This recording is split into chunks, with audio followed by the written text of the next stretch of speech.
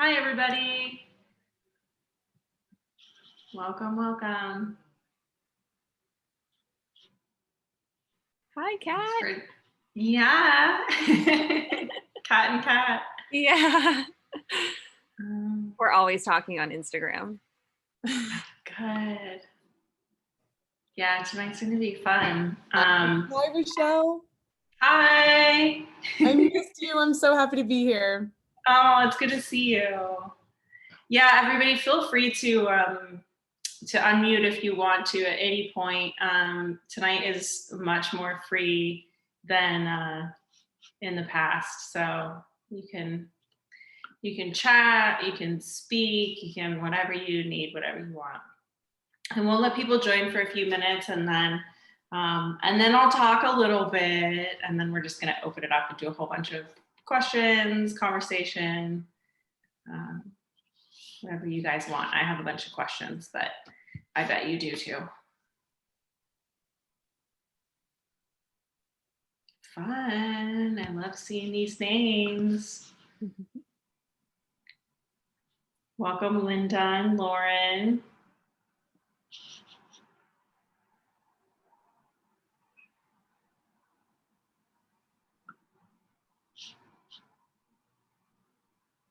Maybe I never really do this, but it'll be fun if you want to chat where you're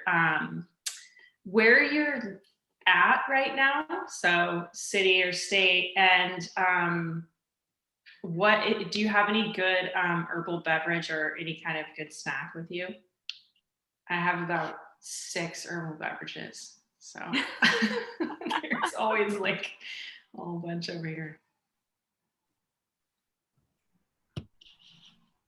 Rachelle, this morning I had a bunch of things out, and I always think of you when I'm putting things together. And I was texting with somebody, and they just wrote back, "That sounds like a lot of liquids." I was like, "Yeah, it is." What would Rachelle do? So many liquids. So many liquids. Yeah. Anybody? Where are you zooming in from? Hi, Rachelle. I'm Rebecca. I'm from LA, California. It's a beautiful day. We had a little bit of a tease of rain, but it's sunny again. And I'm actually having traditional medicine throat coat, and I'm kind of been addicted to that flavor lately. So, yeah. Oh, thanks for saying hi. That's such a good tea. Love that tea. I've been into rose and cinnamon and tulsi, ashwagandha, elderberry. All that nice stuff. Oh yeah, I was drinking tulsi all day today. If anybody was on Instagram following the adventure, my partner made our coffee, and he made it very strong, and I have this much in the morning. I didn't even finish it. I went out for my run, and halfway through my run I was like, oh my God, what is going on? And I texted him like, is the coffee a little strong today? He's like, yeah, sorry. I had to stop, do breathing exercises. I was listening to an app that helps you do these, shorter inhales, longer exhales to activate your parasympathetic nervous system. So serious. So as soon as I got home, I just made a bunch of tulsi and drank that the rest of the day. All upper to downer. Yeah. So funny. All right. Well, we're 5 minutes in, so I think we will assume everybody else is joining remotely, which is about 100 of you. So thanks for being part of it virtually. Tonight is, as I mentioned, pretty freestyle, and I have a whole bunch of questions to answer that you guys have sent in from before, unless you have enough to keep us busy. But I thought that let me start at the proper beginning. So I'm Rachelle, herbalist, founder of Supernatural, and this is the Supernatural Social. So if you haven't been to a social before, this is a monthly reoccurring event, and There is generally a theme, you know, it's mostly let's talk about herbs and understand herbalism better together. Sometimes I'll do more of a business focus and kind of alternate that with, you know, the business of wellness, and then, you know, personal herbalism and wellness. And I'm joined tonight by Kat. Some of you probably know her from before. She is co-host tonight and has done lots of work with Supernatural and myself over the last couple of years. And Kat will take questions and stuff if you guys have those during the time that I'm talking or later, just kind of help moderate our conversation. And so tonight was a free event. It's sort of a party and a celebration, and it's something that I thought would be fun to do in collectively celebrating the American Herbalists Guild, stamping myself and Supernatural with their approval of registered herbalist AHG. And I thought that it would be kind of fun to explain what that even means. And what is the American Herbalists Guild, and what is regulation in the herbalism industry? Because I get a lot of questions about that. Probably some of you are curious or interested in that. And then also to talk a little bit about a bit about the journey to becoming an herbalist and some of the common questions I get about why and where and how. And I won't go too much into that because I did talk about it more extensively in the Business of Wellness event, and have done so at other points. But if that's all you want to hear me talk about tonight, I'm happy to go deeper. So what is the American Herbalists Guild, and what does it mean that they like what we're doing? You know, the American Herbalists Guild is the most kind of official regulating body for herbalists and the herbal practitioner industry. So there are excellent schools, and that is one way to get credentialed. You can go for a couple-year program, you can go for a 4-year program, you can go for longer, you can study kind of naturopathic medicine, you can study traditional Chinese medicine and acupuncture, you can study, you know, Ayurveda. There's a whole bunch of different paths, and each of them have different end results in terms of how you're certified or how you're credentialed. And the American Herbalists Guild is a little bit like the Yoga Teacher Training Alliance in terms of regulating the yoga community. So they're a body of herbalists and other kind of professionals who say these are the schools that we recognize as high quality, you know, official kind of accredited. These are the practitioners that we recognize. And also they have a lot of resources. So these are webinars, and probably they have a list of maybe dispensaries or things like that. So it's really a place where you can go to get kind of the official stamp of approval. This is approved, you know, herbalism information. That said, lots of really, really good herbalists are also not part of the American Herbalists Guild, or not registered herbalist, you know, RHAHG. And that's similar to, you know, one of my favorite yogis and one of my early teachers and mentors. She was like, I've never bothered with the American Herbal or with the, you know, Yoga Teacher Training Alliance. I've been practicing yoga for her, it's probably 50 years now. And she's like, I don't need their system and I don't need their approval, you know, and that's fine. And there are other, you know, practitioners in studios who feel the same way. So it's a great thing to have if you care about it, if you want it.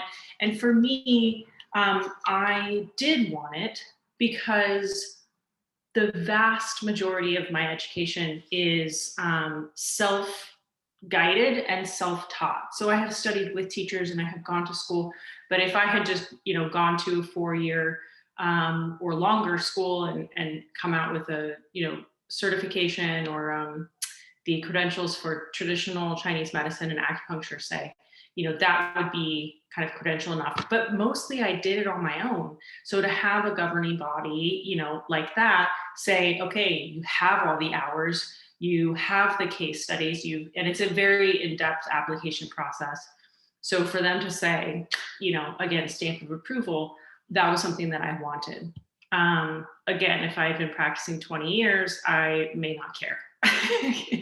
So that was sort of, it was something that I did pursue and again, applied for, and I'm really excited about. In terms of, so I'm just trying to get my view here. In terms of the sort of path to becoming an herbalist, I've been asked recently, like, when did you decide and how did you know that you wanted to be an herbalist? And I think this question, I keep coming back to it because it's so like fun to consider and interesting to explore. So herbalism is so holistic that, to me, in the way that I see it, is it's really a combination of an optimization of the sort of whole human system and connecting it with nature, which we obviously are a part of. So it's really, really like thorough and, again, holistic. And if we just treat it as, herbs for symptoms, that's still a very allopathic approach, right? And you guys all know that, like, I don't recommend that. And most herbalists don't recommend that. But to me, herbalism it just permeates everything that I do and the way that I see the world. So it's very much a philosophy. It's very much, integrated. And it's very much, for me, it was a process of to a degree, a sort of self-actualization. So I started studying this stuff when I was a kid, like had no idea what it was. I did not know about herbalists. I knew about like witchy things, and I knew about like, spiritual things, and I knew about, I started to study like traditional Chinese medicine and Ayurveda and stuff when I was young, because I was on a sort of spiritual quest, and I was also out in the dirt all the time, growing up on a farm, so all these different pieces built up over the years. My parents were big influences. My kind of spiritual quest was a big motivation. All my travels, my obsession with health and wellness, this sort of enthusiasm for direct experience. So I love to try things, which I do, constantly now. I'm trying herbs and supplements and these sort of, substances or experiences, so that I can then communicate it to you and say, this is how it actually works or feels, or this was my experience. And that's how my sort of early days in herbalism, how it kind of came out of the closet. So what I'm saying is there was no like before and after. It was very much a sort of graduation or an evolution. And really what it was the way that it looks now. And it will change because I'm kind of old, but I'm also not that old. It really was like me coming back to myself, and this sort of completion of, all the things you sort of learn when you're younger, the things that you've acquired over that period of time, and this sort of synthesis or synergy of it. So what does that mean for somebody else? There can definitely be a before and after for anybody, for anything. But also I think that this approach to kind of a career or a creative pursuit, it's much more introspective and kind of, how can I integrate the things that I know, the things that I'm obsessed with, the things I want to know more about, the things that I'm good at, where am I really in my element? And little by little, can that become, more of how I spend my time?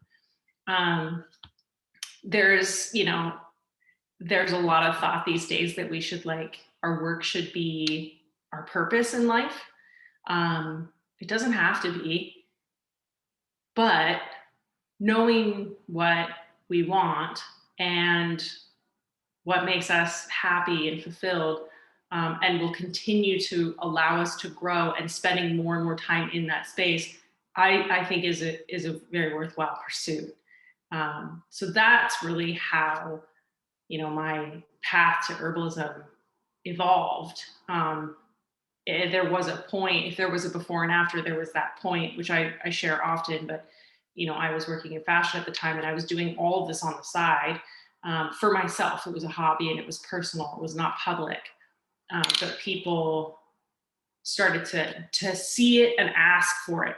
They were like, I want you to share that. I want you to share that. Can you give me more? Can you coach me? What are you drinking? What is that weird thing you're eating? What is ayahuasca? Like, I would go on those retreats a long time ago. And I heard enough people say, you have this thing that you're like hiding way over there or inside, and you should probably share it, because like, we want it. And so I started to share it. And it was like coming out of the closet about who I really was. So maybe you're already there and you don't have to come out. But that's what my experience was in a nutshell. And I'm happy to talk more about any of those points if that's interesting. But I thought it would be nice to share that, in terms of why we're here hanging out on this Wednesday Zoom party. Do you guys have any questions about that? Anything you want me to expand on, or anything you want to share that you relate to, or have similar experience with?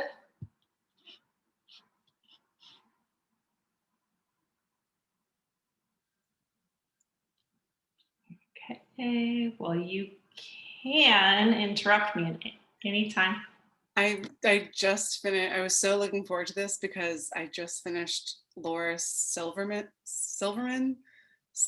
The Natural. It was like right before this, so I'm like on this high ride of I've never actually foraged before, but just like learning about foraging and like being here with you, and I'm just so happy to be here with you, and it's just like so much fun. I don't know, it's exciting to hear about your journey, so keep on keeping on. It's good. Oh, yeah. Thank you, Lauren. Oh my gosh, that's so good.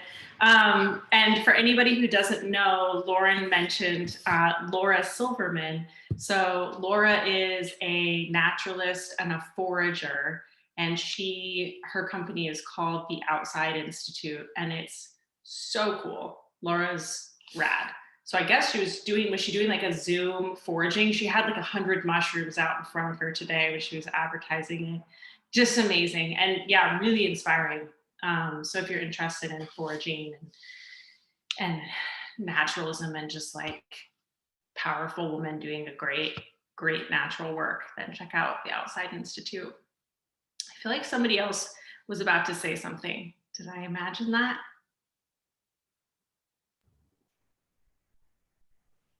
Rachelle, right. I wasn't, but I'm on as well now. I feel like you've touched on this before, so if you want to just reference it, like if Kat wants to put it in the chat box about where I can find it, your preferences for certifications or schooling, if we want to use it to complement another field, i.e. nutrition. If there's anything that struck you as being more formal training, but that's not a 4-year program or anything like that, maybe just a certification where I trust anything you say, essentially. So if you guide me that way, I will go. So I was just curious. Oh, thank you. Yeah, I'm happy to say that. I think I should put together some resources, because I feel like I don't answer that well enough, like in a complete enough way. So let's see. I think if you don't want to do, like a 4-year program, or you don't want to do a 2-year program, if you wanted to do a 2-year program, Arbor Vitae is great in New York and probably online at this point. I'm not sure. 2-year program, David Winston. He's incredible. In terms of like self-paced certifications, so I think Thomas Easley is excellent. I studied with Thomas Easley. His is self-paced online. At least one of them is. He has a couple of different options. I don't know if Matthew Wood has an education program, but I would assume he does. He's also great. Rosemary Gladstar is one to look at. I didn't study with her, and I have attended many of her classes, but her approach is just not quite my style. And that's not a criticism at all, but I think that I always recommend, when you're interested in studying, find a teacher who approaches this in a way that you can relate to. I mean, it's good this is why I attend some of these other teachers' classes too. It's good to understand how other people present it. But if you're paying a bunch of money and spending a bunch of time with somebody, you probably want somebody whose philosophy you can then continue. And I tend to like people who are pretty science-based, generally skeptical, and sometimes a little brusque. I kind of like that. I like that approach. But Rosemary Gladstar, she's classic. Matthew Wood, Thomas Easley, David Winston.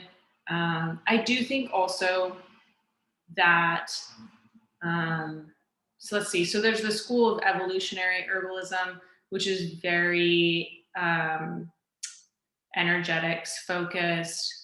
There are also different schools of thought in Western, even within Western herbalism.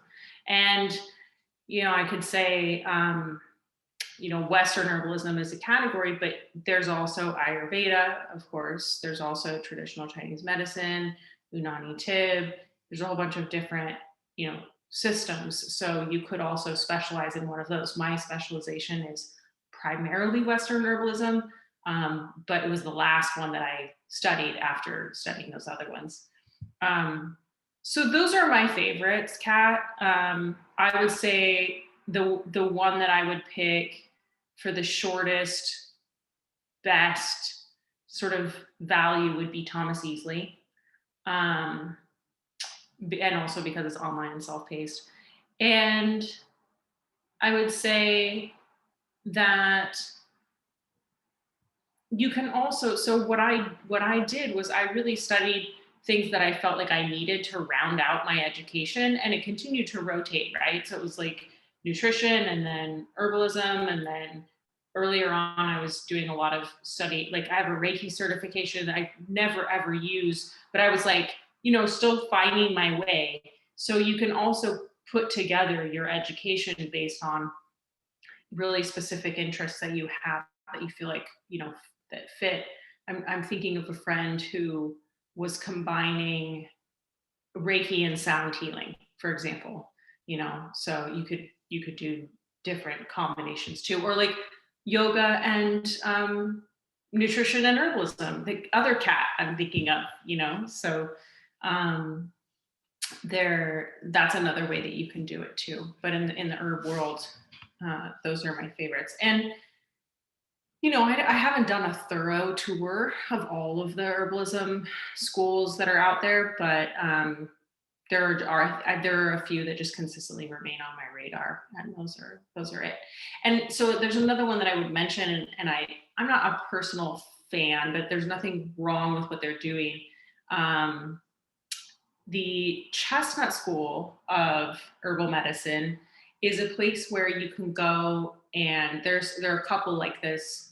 I forget the name of the other one, and it's more individual class based. So you can learn about these things.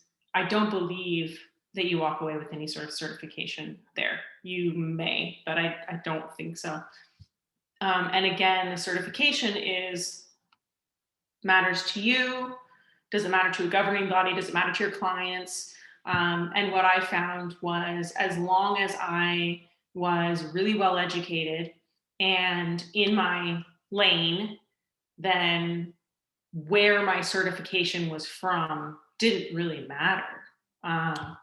I think we have, you know, if you're going to be a coach or an herbalist or a health practitioner or yoga teacher, there's a responsibility to be well informed, to keep up that education, you know, and to serve people well. So for me, at least, you know, I'm always continuing to be in classes and to learn and to study. I don't think there's an end to that.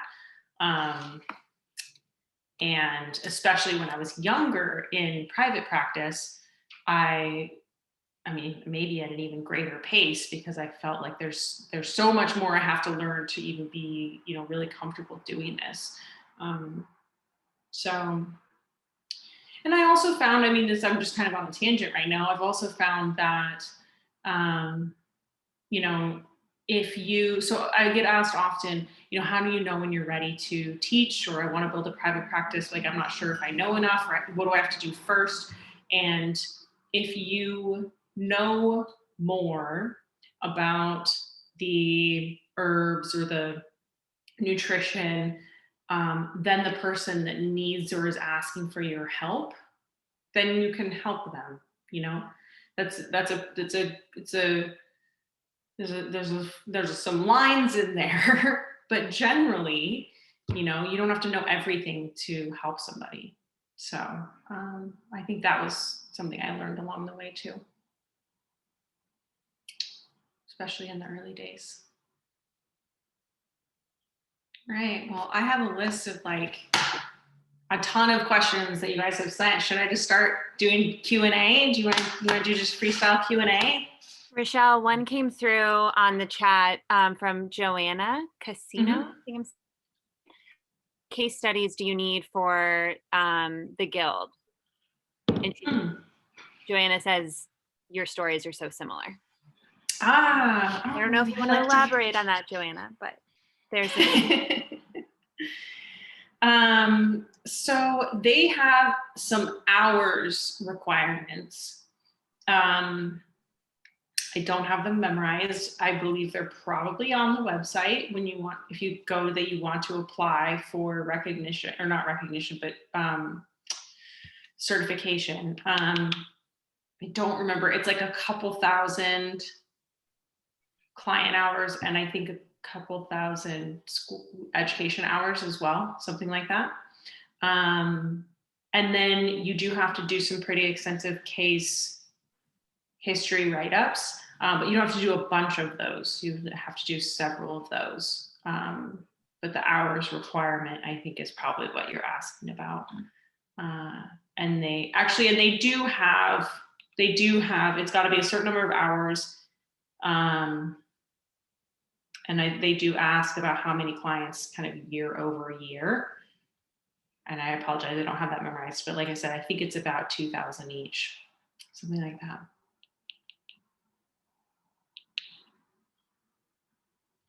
Okay.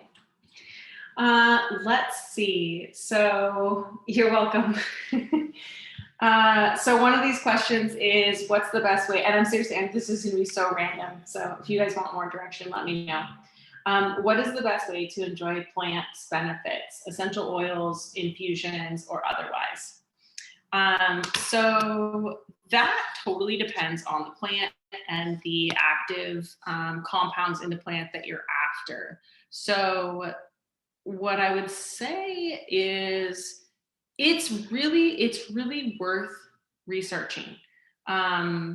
There are many plants that get thrown into certain forms that are not really appropriate, and they don't work that way. So trying to think of a quick example. What is it? This is kind of a complicated example, but like medicinal mushrooms have compounds that extract in water. They're water soluble, and they also have compounds that need to be extracted with alcohol.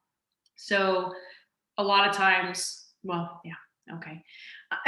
That was a complicated example because a lot of herbalists are also saying you can do just water and that's enough. But for the sake of this example, if you want a certain compound and it's alcohol soluble and you put that mushroom in a tea, you're not going to get what you want. It's going to stay in the fiber of the plant. What else is another example of alcohol versus water soluble? So I guess the quick way to research that would be, what is an active constituent in the plant that I'm after? What's the sort of medicine or the, the phytochemical? And is it water soluble or is it fat soluble? And that can be helpful when you're trying to extract things. I can't believe I can't think of another example. Maybe it'll come to me later. So that was only part of the answer. So in that case, you would then, if it's an alcohol soluble or a fat soluble thing, you would want to have it in something like a tincture base. If it's a water soluble compound, then you could have it in tea form. Sometimes you can have things in powder form, right? Like ashwagandha works well as a powder, maca works well as a powder, rhodiola. That's more of a whole, it can be a concentrated, but it's more of a whole plant form, a powder is. Rarely do you see like an extract powder that's just like one compound. You might see that in the supplement world with like L-theanine or magnesium or something like that. And then in terms of essential oils, those are generally volatile oils. So they're oil, which would be like a fat, but these are sort of unstable. So you can inhale them and they'll actually absorb into your bloodstream through your mucous membranes. You can apply them on your skin, they'll soak in through your skin, get into your bloodstream that way. They are obviously very, very concentrated. And some people think you can ingest them and some people think you can't. I think the best reply to that sort of question I've ever heard was, if you think about how concentrated an essential oil is, which is extremely, extremely, extremely concentrated, the necessity and also the effort that is required of your body to kind of process that much of a compound it may be questionable. So it's so concentrated and so intense that we don't really know what it's like to ingest an essential oil over a long period of time. And based on what we do know about the way the health and body works, there's a you can overdo anything. So ingesting essential oils over a long period of time is probably not a good idea. It's definitely not the worst thing you can do, but to be honest, I do it every once in a while, not as a practice. And yeah, there's just different schools of thought on that. So short answer to what is the best way to enjoy, your plant remedy is do just a little bit of research and see what you can find about, is this plant best had in any certain form. Let's see. Okay, so this is a question. What are the best adaptogens for focus? What do you guys think? You can chat or you can just say it. Ashwagandha. Ginkgo biloba. Ginkgo. Killing it. Yes, you are. Lion's mane and or reishi, if we're doing mushrooms. Yeah, those are great. Lauren has her adaptogens book out. Is that David Winston? No, I accidentally clicked, buy all, and I have so many books that from a retailer, and so this is one of them, and I was like, oh my gosh, it's Anima Mundi. I didn't even realize Adriana. I don't know how to pronounce it. And I was like, oh my gosh, I love I have her products. I didn't even, so I haven't read this yet. I just arrived, but I was pretty excited. Oh, that's so good. Oh my gosh, that book, I didn't even realize it was called Adaptogens. She was so early with that. Ahead of her time. Goji Kola, yes. So yes, ashwagandha, yes, ginkgo, yes, reishi lion's mane, yes, Goji Kola. Did somebody say something else? Maybe. So best adaptogens for focus. That was kind of a trick question because the best herbs for focus are probably nootropics, not adaptogens, but some adaptogens are also nootropics. Holy basil, rosemary, ginkgo gotu-kola, yes, lion's mane especially. Did I say bacopa? Probably. Lemon balm is a really good one. Mints can be helpful. What else? Cordyceps. Things that stimulate circulation can be helpful. And things that are helpful for nerve regeneration. So I think about, that's where you get lion's mane, that's St. John's wort. Yeah, so those were good. All right, let's see. What herbs, sort of the easiest herbs to implement right away to make a large health difference overall? So this was an interesting question. Easiest herbs to implement right away to make a large overall health difference. So for that one, I would say food. Food would be the first and the last thing you could do. And that will be all you ever need to do, to be honest. If you eat your food really, really, really well, herbs are icing on the cake. It's great to have icing on the cake. That, makes everything better. But really, food is going to change your life. But I won't talk about that tonight because you guys hear me talk about food enough. Other herbs that can make a really big difference, I would actually say ashwagandha. I think that's really helpful for today's humanity. I would say lavender, because I think I said it earlier today in a different context. I think lavender is about as close as you can get to cannabis. So if you can use cannabis or CBD and that works for you, then that's great. I'm not one of those people. So I think that lavender is, the closest that you can get for like quick, strong peace. And obviously that's not all the reasons that you would use cannabis, but lavender does that. What else would I say? It's funny, I was going to say coffee. It does what it advertises, but you could do alternatives to coffee. Or quitting coffee would probably be the best idea. Let's see. And that's, on that note, it would be like herbal coffee instead of coffee could make a huge difference for somebody, as well as some herbal alternatives to alcohol. So if you chose, like, of course, I love kava, right? So not everybody needs it, but if alcohol is an issue, then having something in place of it could be, really effective for someone. What else do we like? Maybe something for sleep or detox. I would say some kind of liver support. Actually, I would do a liver support as like an everyday. The reason for that is because we're exposed to chemicals, nonstop anyway. Depending on where you are, you may have less. Like Kat right now in your world, probably not a whole lot. But in my world, with this fresh paint and the freshly stained floors, probably a ton.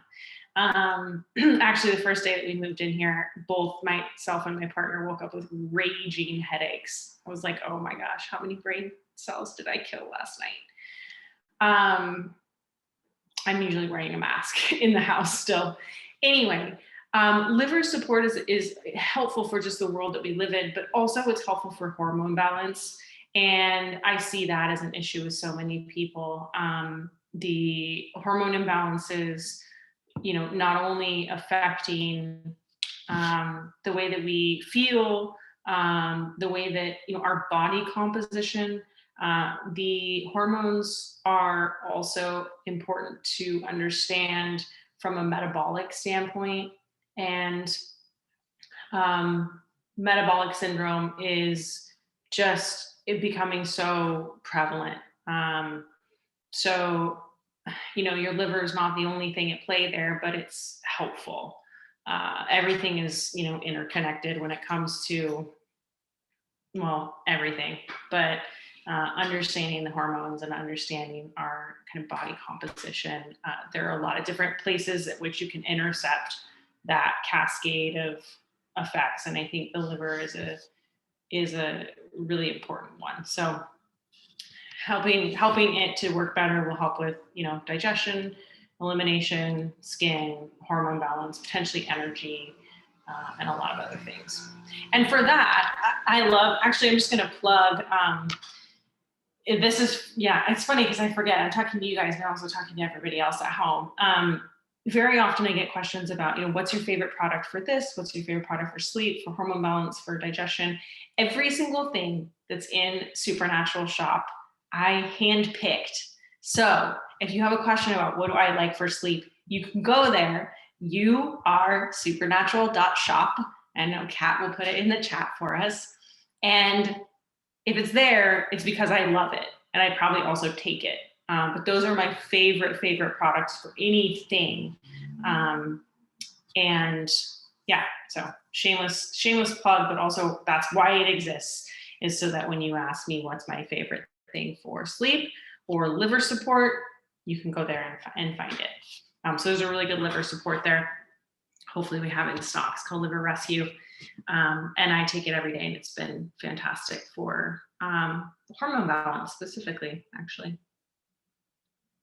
Any questions about that?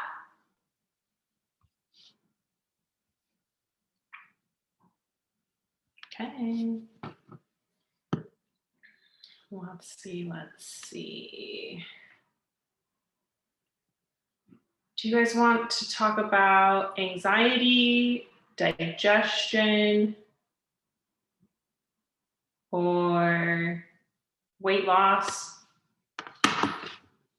Digestion? Got a book for digestion? Yes. Okay. All right, digestion. Okay, so I'll give you all my favorite tips for digestion. First of all, of course, food. So if you're having indigestion multiple times a week, then probably something you're eating is not right for you. I would recommend looking at grains and legumes. I would recommend trying a period of time, like 4 weeks or 6 weeks, where you don't have any flour of any kind, even if it's gluten-free. That alone, I see over and over and over again, it makes people feel amazing. Probably every week I have a client who's like, didn't want to do it, did it. It's like, okay, yeah, I'm never going to go back. You can go back to having flour. You just don't want to have it, every day or multiple times a week. I would recommend, lean into vegetables. It's not about carbs. It's not about fat. It's just about the form that it comes in and how sort of digestible it is, but also just how it's packaged. So without going too long into the grains and legumes conversation, which I do cover in our 4-week course, and I think I also have a digestion class, like talk, on my website. They tend to be something that are really difficult to digest. We tend to eat too much of them. We tend to not prepare them well. We tend to eat them in flour form. They tend to be inflammatory.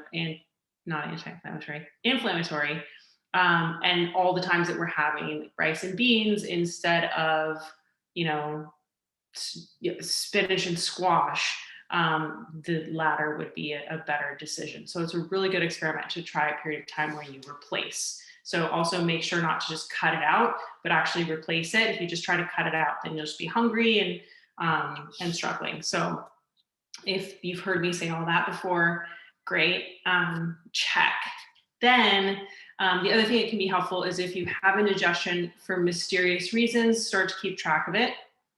When it happens, write down what you ate, within 6 hours, say, and start to see if the pattern emerges. It seems really simple, but again, over and over again, I see people do that. They realize for themselves, like, oh my gosh, I didn't realize every single time I have, my favorite breakfast combo, then I feel, terrible 4 hours later. that can be really motivating too. I think as soon as you see it, like, don't really want it, the same way that you used to.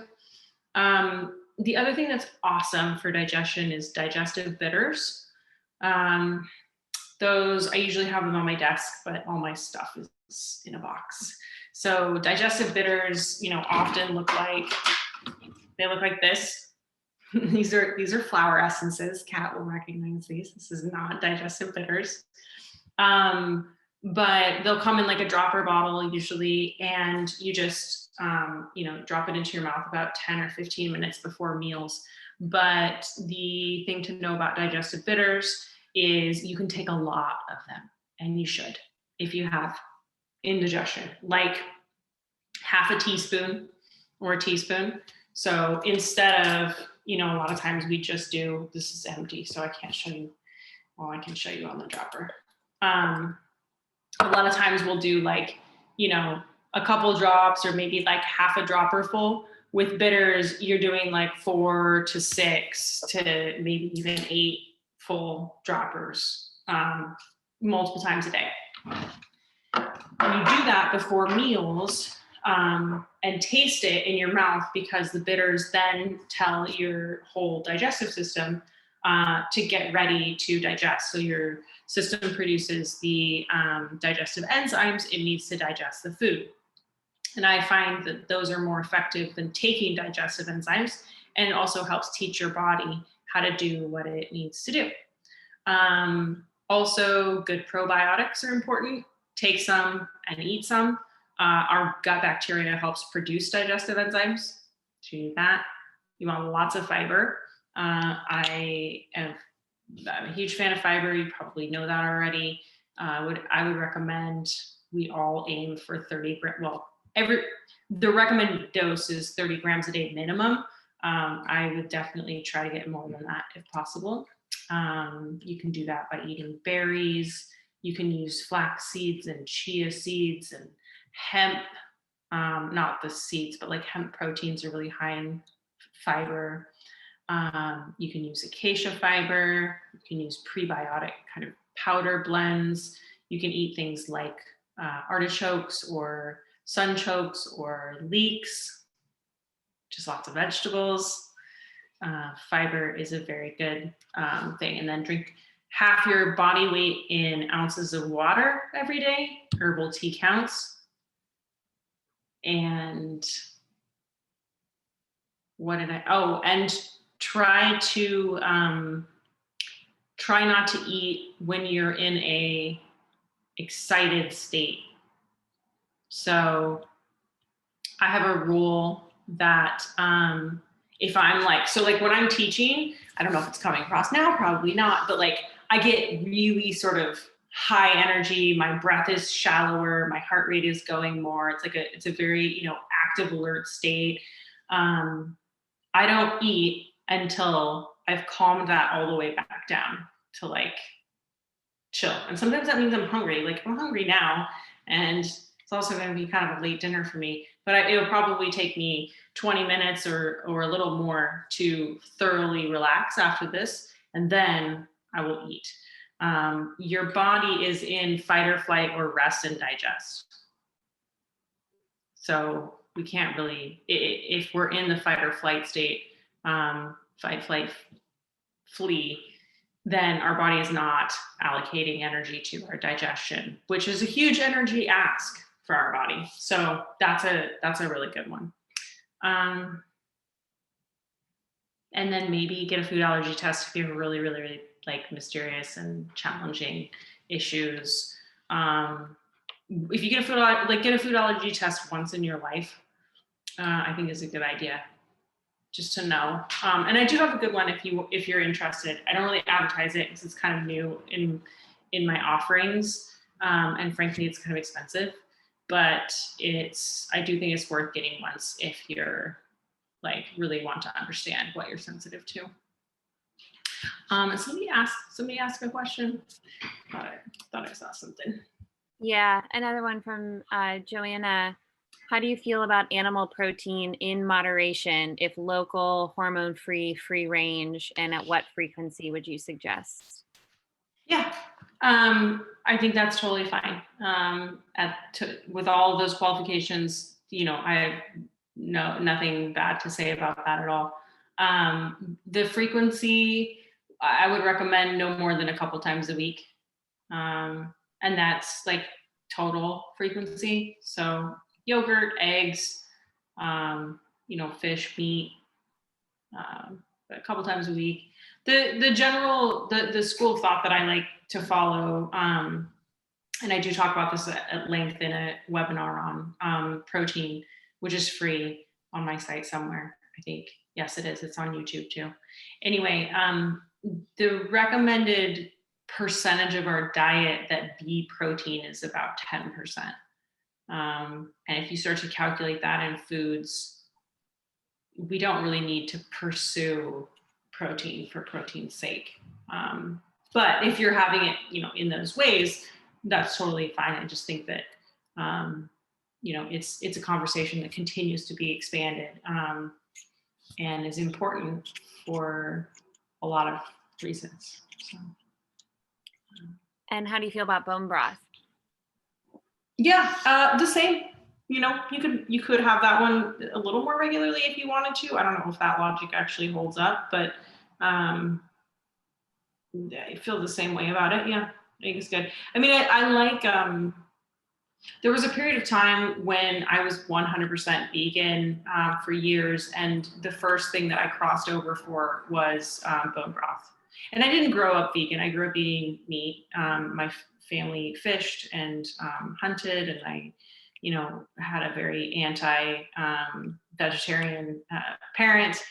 But then I went vegetarian, and then I went vegan. And now I live vegan, and then we'll have, some kind of animal-based product or, ingredient on a special occasion. It's like when we were traveling in Asia, it was very hard or almost impossible to be vegan. So, I'm totally fine with those kinds of things.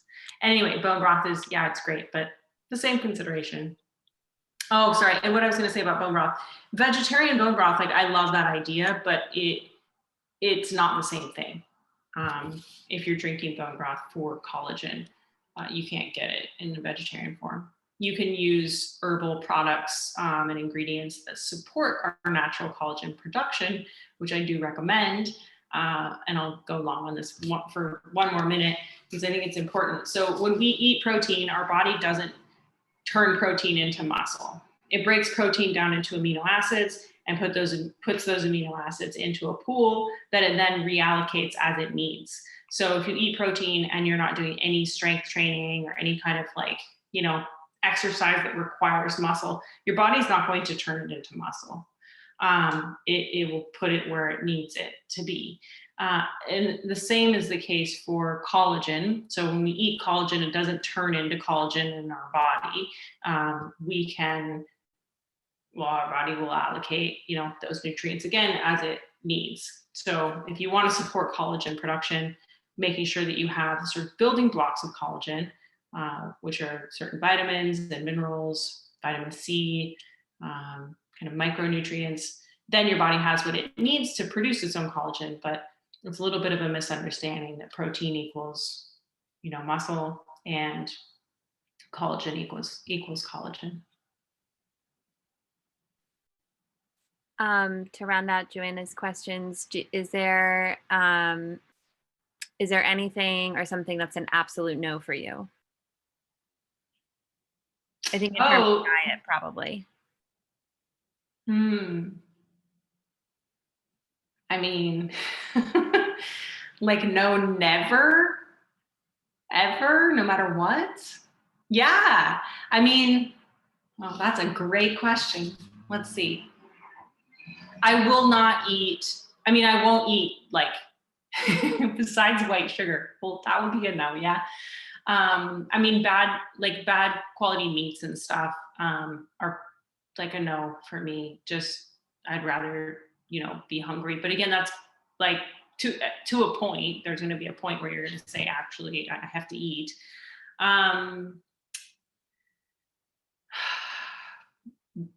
Gosh, I mean, I really That's so funny. I don't know. I'm thinking about water. Like we moved into this place and this place has a lead water main. Oh, there goes my earring. This place has a lead water main. And I was like, absolutely no way am I drinking that water. So I've been drinking like bottled water for the last few days until we get it fixed. So I care a lot about that. Meats. I'll eat like non-organic vegetables. I think that's a place that I'm willing to like cross over on a regular basis. Also, a lot of things that come from farms or that are wild or that are foraged or whatever, those are not going to be organic. So I definitely don't think everything needs to be organic.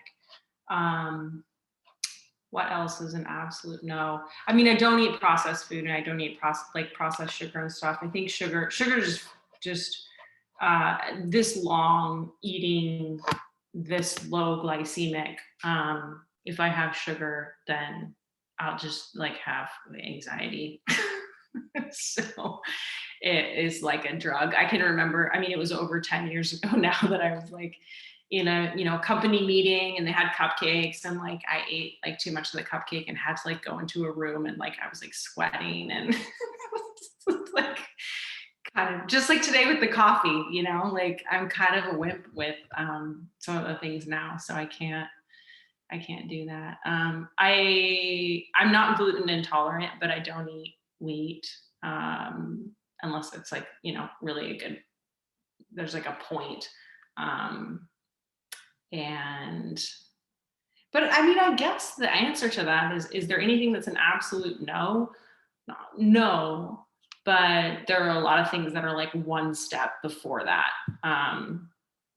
And it tends to be about, are there chemicals in this? I guess like water or, where did it come from? I don't know. Oh, that was fun. Hopefully that was helpful. So a really good follow-up question to this is, how can we balance our desire for health and wellness versus letting it run our whole lives / orthorexia? Yeah, that's a good question. So, I think it comes down to, well, I'm not going to say balance. I was going to say priorities. And, I think about some of these times where I would have had things that are like an absolute no for me, but I had them because, we're like hiking in the middle of Colombia or something. And it's like, are you going to eat the, super weird meat from a stick? Like, yeah. Because it's about the moment and not about, the perfection of what we're consuming. And I think, what I've found to be most helpful for people is to think about how much displeasure you might get after having something that was an indulgence, or after I guess it's sort of like that. It doesn't have to be an indulgence, but a lot of times we'll give ourselves so much grief for having something or for not having something that's actually worse for our health than just having the thing. So how can I say this another way? We want this to be about joy and life and health and fun. And, over time, it can start to change for us where it's great joy. Like I'm a nerd about, the color of certain tomatoes, or like eating these vegetables, or like when I get really, really good, produce from a farmer's market or something, like I'm just like over the moon, whatever you'd think I was eating, like chocolate decadence or whatever. And that gives me joy. So that's not orthorexia. But there can be, obsession and control and over control. So I guess, how do you balance it? Take stock of the things that really bring you joy, that really make you happy, that make you feel good about being in your body, that make you feel connected to your body, to the world.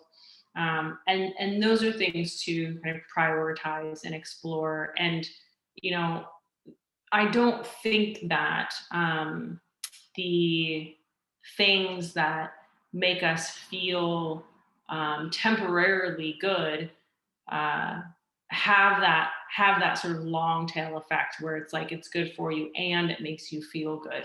So there's a sort of built-in like positive reinforcement for making choices that make you feel good. So you might be like, it's okay right now. It's not my preference not to have bread with dinner, but I also feel great like for the whole next day because I know that like I'm sensitive to gluten or something.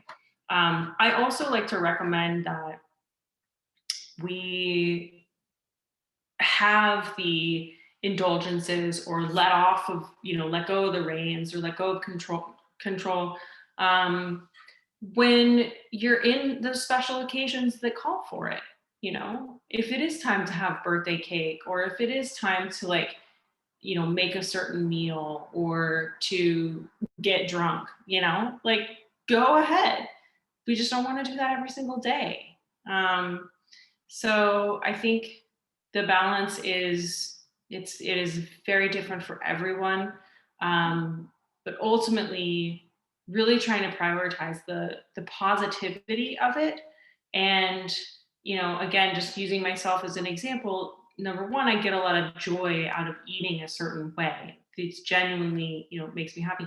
Also, I get a lot of joy out of feeling good in my body on a daily basis. I think it's very, very fun. And I recognize that it's very fragile, right? So, I could walk out of this room and that could be it. So to be able to be in a vehicle or a vessel, that we can make run really well, can be a very rewarding experience, and can, make a lot of the rest of things in life also be more fun and kind of better. So, think about your kind of boundaries. A lot of times it's helpful to do that before you go into them. So I recommend, when people are like going on vacation or going to parties or something, kind of think about beforehand, like, okay, where am I going to rein myself in and where am I not going to? Then you don't have to try to make decisions when you're in the moment, which is very, very hard to do. And one thing at a time, one foot in front of the other, one day at a time. It's just like, that's the journey, because we make decisions about food and drink all day long. So it's really helpful to, have some things kind of planned out ahead of time and just recognize that every hour is an opportunity to do something, the same or different. So hopefully that was helpful.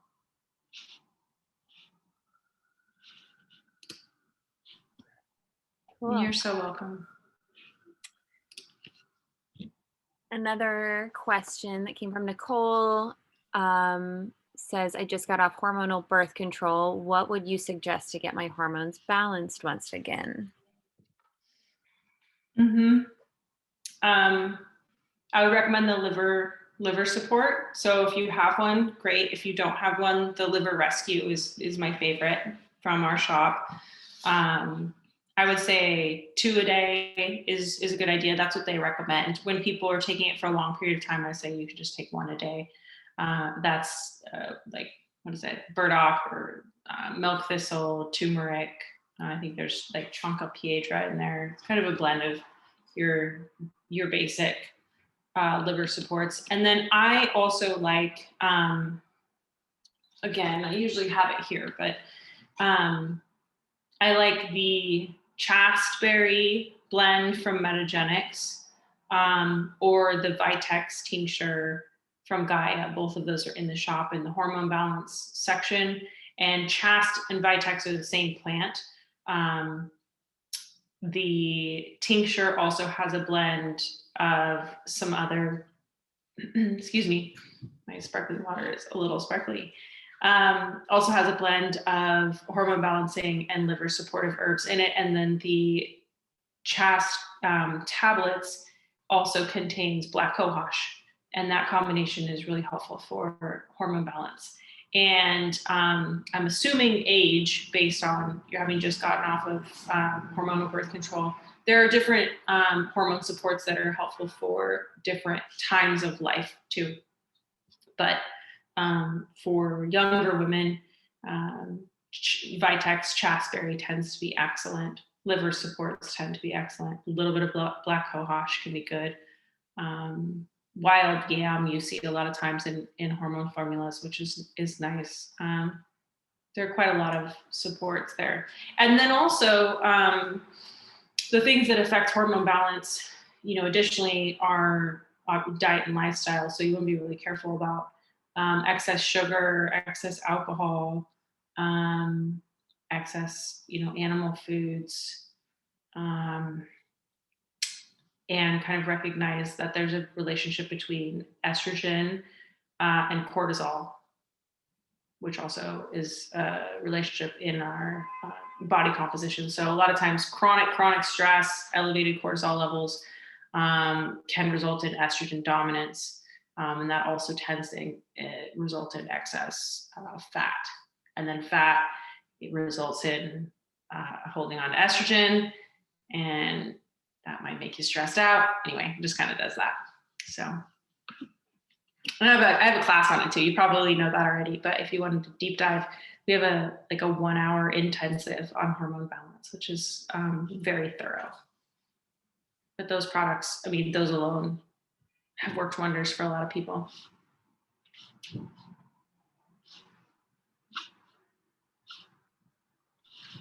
Those are all the questions from the chat. Okay, cool. Well, anything else? We're going a little bit long, and I was more than happy to, but I don't want to keep anybody too late. If we don't have, I don't think I have any. Let's see what other questions I had here. No, my only notes are just to say thank you guys so much again for being part of this and for your support and for, your continued questions. What you're interested in and what you want to know and what resonates with you really drives what I do and what Supernatural does. So you can always, continue to send them over, mention on Instagram when you like something or need something, stay on the email list, attend the classes, visit the shop, but anywhere that anybody, tells us anything, I hear about it. So your input is so valuable. So I really appreciate it. You're welcome, Rebecca. You're welcome, Lisa and Nicole. All right. Oh, thank you, Kat. All right, you guys, I want to make this about you too. So thank you for your support. I'll see you in a month for another Supernatural Social. I'll see you before then in the digital space. Keep in touch. Have excellent journeys. Talk to you later.